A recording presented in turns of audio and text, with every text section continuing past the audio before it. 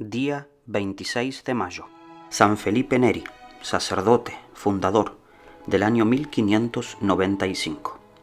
San Felipe nació en Florencia, en Italia, en 1515. Su padre se llamaba Francisco Neri. Desde pequeño demostraba tal alegría y tal bondad que la gente lo llamaba Filipín el Bueno. En su juventud dejó fama de amabilidad y alegría entre sus compañeros y amigos. Habiendo quedado huérfano de madre, lo envió su padre a casa de un tío muy rico, el cual planeaba dejarlo heredero de todos sus bienes. Pero allá Felipe se dio cuenta de que las riquezas le podían impedir el dedicarse a Dios, y un día tuvo lo que él llamó su primera conversión, y consistió en que se alejó de la casa del riquísimo tío y se fue para Roma, llevando únicamente la ropa que tenía puesta. En adelante quería confiar solamente en Dios y no en riquezas o familiares pudientes. Al llegar a Roma se hospedó en casa de un paisano suyo de Florencia, el cual le cedió una piecita debajo de una escalera y se comprometió a ofrecerle una comida al día, si él les daba clases a sus hijos. La habitación de Felipe no tenía sino la cama y una sencilla mesa. Su alimentación consistía en una sola comida al día: un pan, un vaso de agua y unas aceitunas. El propietario de la casa declaraba que desde que Felipe les daba clase a los hijos, estos se comportaban como ángeles.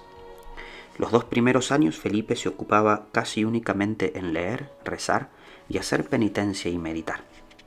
Pero otros 3 años estuvo haciendo estudios de filosofía y de teología. Pero luego, por inspiración de Dios, se dedicó por completo a enseñar catecismo a la gente pobre. Roma estaba en un estado de ignorancia religiosa espantosa y la corrupción de costumbres era impresionante. Por 40 años Felipe será el mejor catequista de Roma y logrará transformar la ciudad. Felipe había recibido de Dios el don de la alegría y de la amabilidad. Como era tan simpático en su modo de tratar a la gente, fácilmente se hacía amigo de obreros, de empleados, de vendedores y de niños de la calle, y empezaba a hablarles del alma, de Dios y de la salvación. Una de sus preguntas más frecuentes era esta: amigo, ¿y cuándo vamos a empezar a volvernos mejores? Si la persona le demostraba buena voluntad, le explicaba los modos más fáciles para llegar a ser más piadoso y para comenzar a portarse como Dios quiere.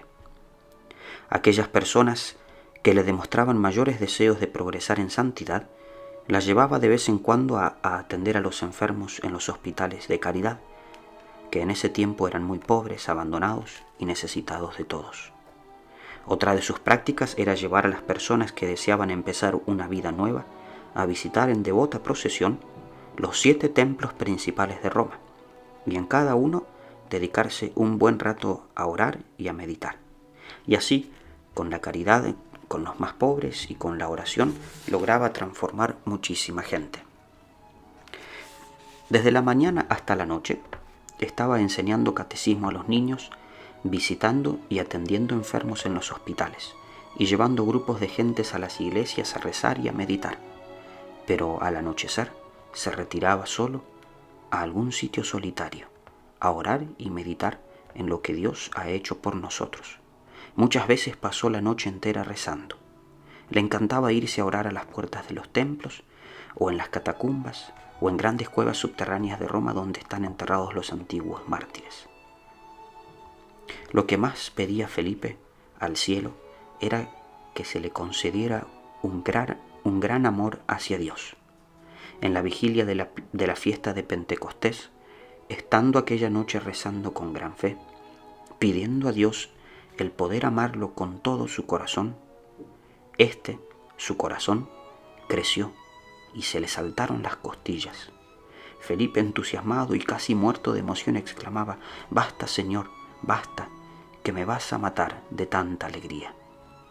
En adelante, nuestro santo experimentaba tan grandes accesos de amor a Dios que todo su cuerpo se estremecía, y en pleno invierno tenía que abrir su camisa y descubrirse el pecho para mitigar un poco el fuego caluroso de amor que sentía hacia Dios nuestro Señor. Cuando lo fueron a enterrar, notaron que tenía 2 costillas saltadas y que éstas se habían arqueado para darle puesto a su corazón, que se había ensanchado notablemente. En 1558 fundó, con los más fervorosos de sus seguidores, una cofradía o hermandad para socorrer a los pobres y para dedicarse a orar y a meditar. Con ellos fundó un gran hospital llamado de la Santísima Trinidad y los Peregrinos, y allí, durante el año del jubileo, en 1575, atendieron a 145.000 peregrinos. Con la gente que lo seguía, fue propagando por toda Roma la costumbre de las 40 horas, que consistía en colocar en el altar principal de cada templo la Santa Eucaristía bien visible y dedicarse durante 40 horas a adorar a Cristo sacramentado, turnándose las personas devotas en esta adoración. A los 34 años era todavía un simple seglar, pero a su confesor le pareció que haría inmenso bien si se ordenaba sacerdote, y como había hecho ya los estudios necesarios, aunque él se sentía totalmente indigno, fue ordenado sacerdote en el año 1551. Y apareció entonces en Felipe otro carisma o regalo generoso de Dios, su gran don de saber confesar muy bien. Ahora pasaba horas y horas en el confesionario, y sus penitentes de todas las clases sociales caminaban como por milagro. Leía en las conciencias los pecados más ocultos y obtenía impresionantes conversiones. Con grupos de personas que se habían confesado con él, se iba a las iglesias en procesión a orar como penitencia por los pecados y a escuchar predicaciones. Así, la conversión era más completa. San Felipe quería irse de misionero a Asia, pero su director espiritual le dijo que debía dedicarse a misionar en Roma. Entonces se reunió con un grupo de sacerdotes y formó una asociación llamada el Oratorio, porque hacían sonar unas campanas para llamar a la gente a que llegara a orar. El santo les redactó a sus sacerdotes un sencillo reglamento, y así nació la comunidad religiosa llamada Padres Oratorianos. Esta congregación fue aprobada por el Papa en 1575 y ayudada por San Carlos Borromeo. San Felipe tuvo siempre el don de la alegría. Donde quiera que él llegaba, se formaba un ambiente de fiesta y de buen humor.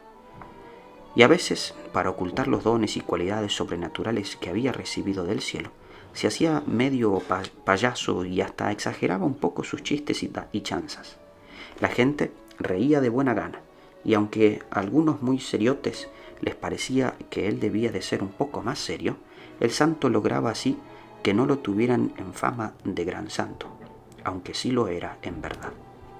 En su casa de Roma reunía centenares de niños desamparados para educarlos y volverlos buenos cristianos.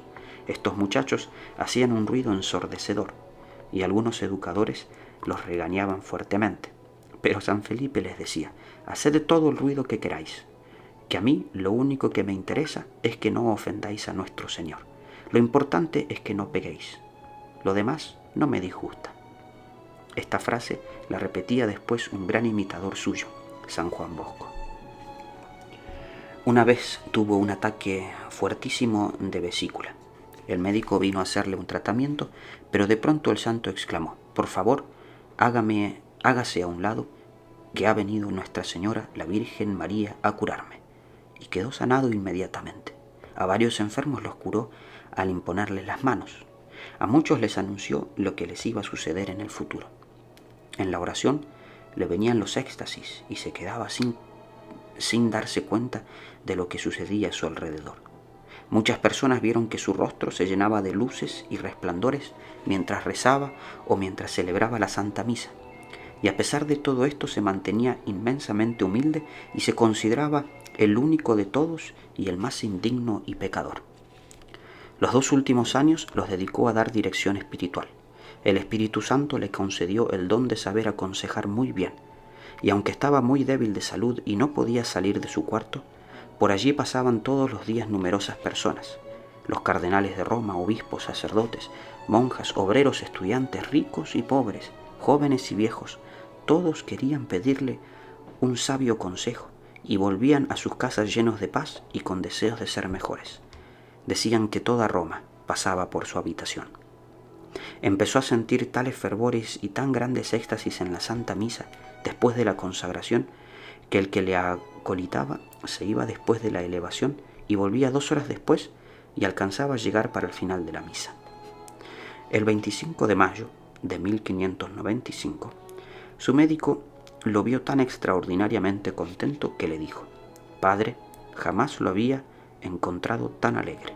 Y él le respondió: «Me alegré cuando me dijeron, vamos a la casa del Señor».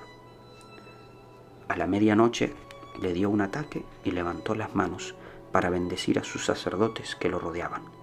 Expiró dulcemente. Tenía 80 años. El Papa lo declaró santo en 1622 y la gente de Roma lo considera como su mejor catequista y director espiritual.